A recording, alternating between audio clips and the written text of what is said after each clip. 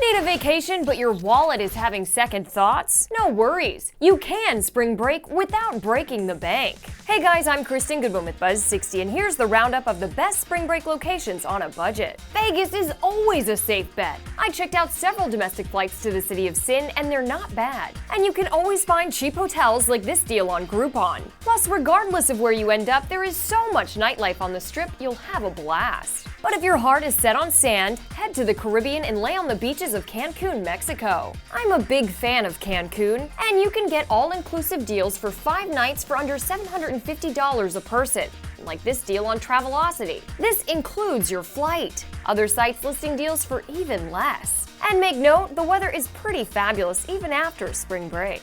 South Florida is always a great option for a vacay. Why not sit beachside at a spa in Fort Lauderdale for only $69 a night? And don't worry about the flights breaking the bank. Check out these flights I found on Kayak. Less than $80 round trip non-stop. So pack for paradise, get that tan and still save. Buzz60, now you know, pass it on.